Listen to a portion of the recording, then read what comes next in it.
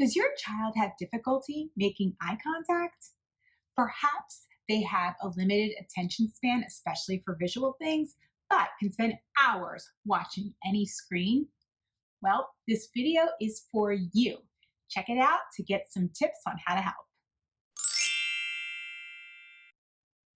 Hello, parents. If you're not familiar with this channel, I'm Amy, founder of Playapy, and I'm here to provide you with some playful solutions and powerful results. Today, I want to share with you some ideas on how to exercise your child's eyes. You may be thinking to yourself, why would I need to do that? Why do children's eyes need exercise? Well, just like the rest of our body, our eyes have muscles and they need exercise. And it's really evident when they are not getting enough because it'll show up in skills that your child needs. So if you didn't know, the human eye has several eye muscles and they need a little workout sometimes, especially if your child is having difficulty maintaining visual attention. And that basically means they have difficulty maintaining their eye gaze on a particular task or person. There may be some common signs to let you know that your child may be having difficulty related to their eyes.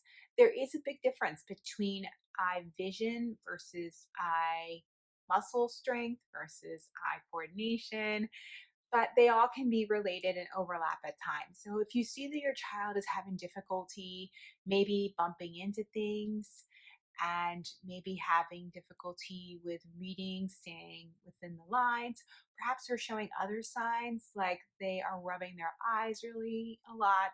Maybe they're having difficulty sorting objects or putting things away properly. Your child may skip words when they're reading or skip an entire line. You might also see them do things like reverse their numbers and things like that.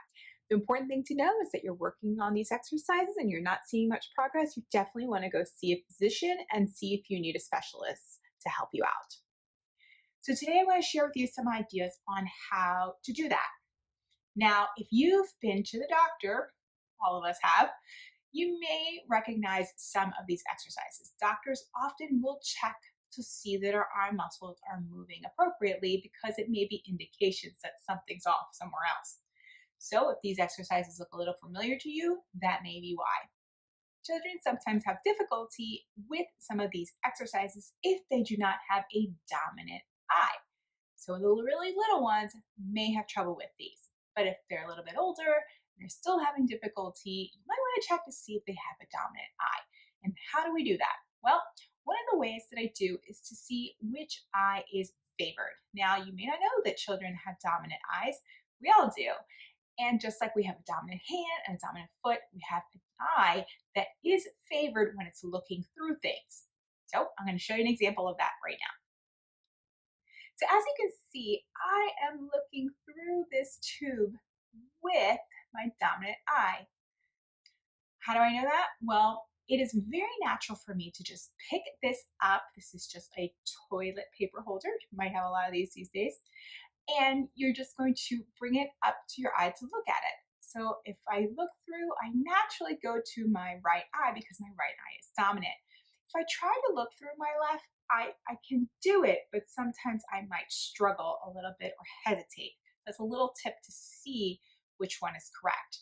Now, if your child does something like this, that is a sign that they're not looking with either eye, or maybe they don't understand the activity at all, but shows that they don't have a strong eye either.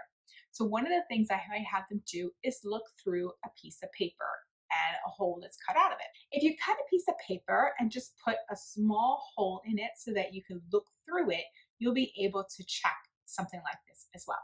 So if you have your piece of paper and you look through the hole, you're going to use your dominant eye.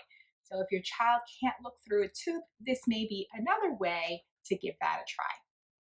Now, if you're doing something like this with this paper and you're trying to have a child look through, you might need to give them something to look at the opposite side in order to focus on. So if they know their colors, you might want to show them something on the opposite side and ask them, what color do they see? Another way to look at eye dominance is maybe to use something like a kaleidoscope.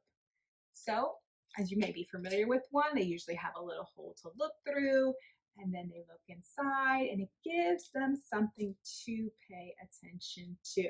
Here's a quick tip. If you don't have a roll of toilet paper to use, you can also just use a rolled up piece of paper.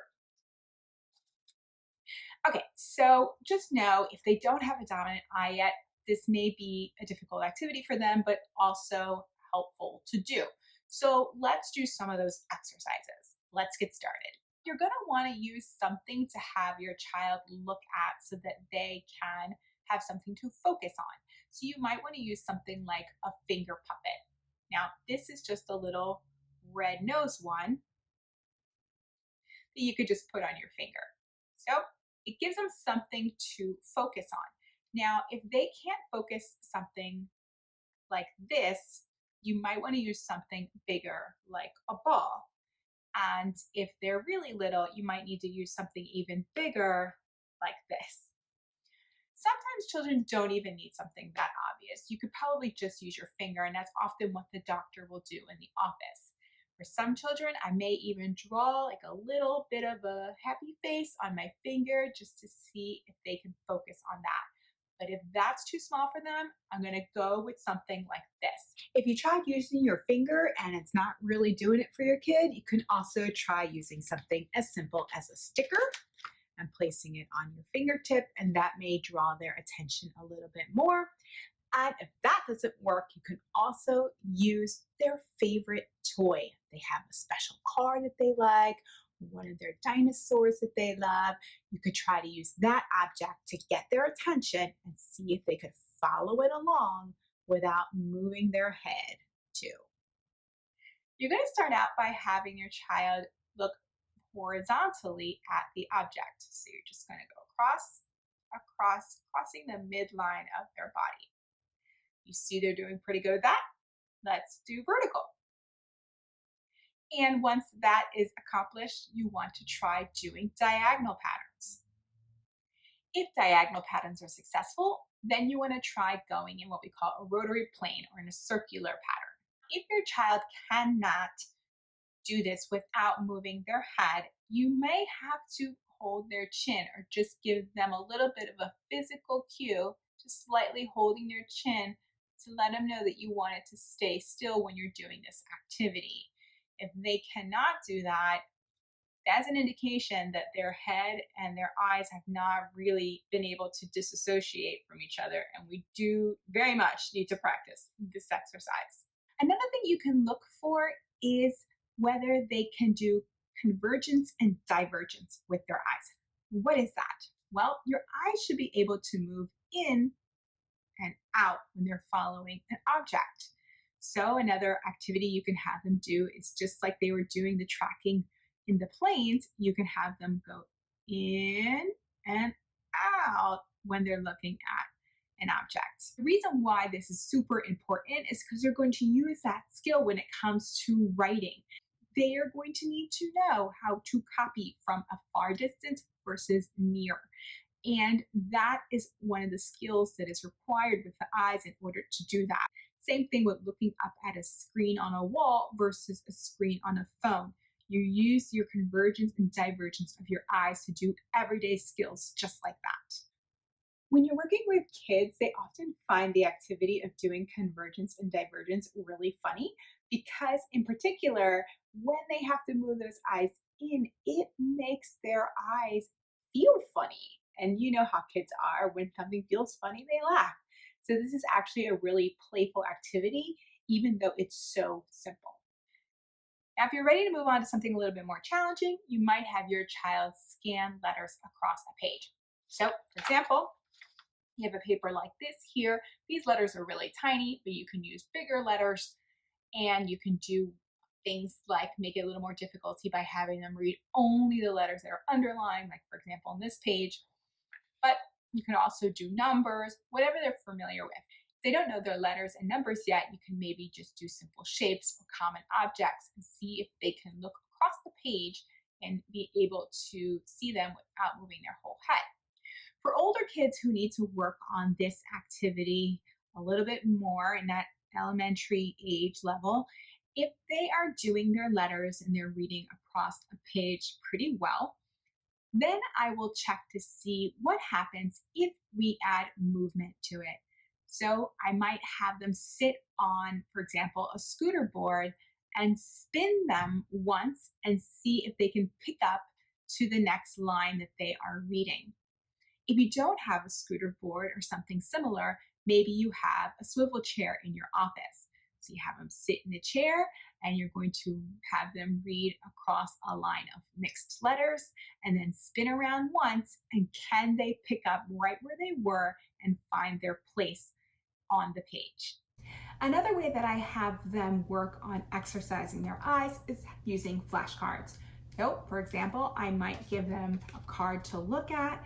This one is a pig, it's spelled P-I-G, and I'll have them spell it out for me. But I will not keep the card static. I will have it constantly in motion. So they have to follow along to see if they can read what the card says. They have to spell out the word P-I-G. It helps if you're using words that they're not familiar with so that they don't automatically know how to spell something. So this is really good for those preschoolers who may be able to recognize letters but not necessarily know how to spell just yet. If they're older, perhaps you're using words that are a lot more difficult for them to spell so they can't just predict. If you don't want to use words, you can also just make up random nonsense words as well.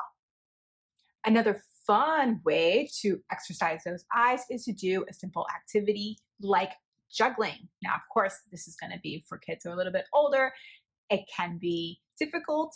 And if you don't have enough balls, maybe you have some decorative objects around your house to use, and you can try those out as well. But you could see you have to keep your eye on the ball. So again, exercising the eyes is a really important activity, especially when it comes to reading skills. Your child is going to need to develop this skill in order to have great social interactions with people, especially involving eye contact, but also to be able to do things like read from a board versus read from a paper in front of them.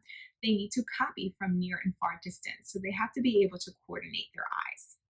These type of skills are very apparent in everyday activities in our lives. Imagine if you're in the airport and you're looking up at a screen to see what time your flight is leaving. And then you're looking down at your watch to see what time it is. These are ways that you are using your visual attention and your ocular motor skills in order to carry on everyday tasks in your lives. And your child has the same type of experiences in theirs. So you really want to practice this type of activity if it is a challenge for them. One of the questions you might be wondering is, how long do I do this for? Well, I don't usually spend more than 5-10 minutes, the max, on this type of activity a day. You don't want to overly tire your child or make them frustrated. Just spend a few minutes on it. That's more than enough time. And if you need more assistance, then you want to get a doctor involved and a specialist so that they can give you professional advice. I hope you found this tip helpful. If you did, please subscribe to this channel, like this video, and send us some thoughts, concerns, questions, whatever you want in the comment section. I'd love to read them. In the meantime, until the next video, I hope you have a playful day.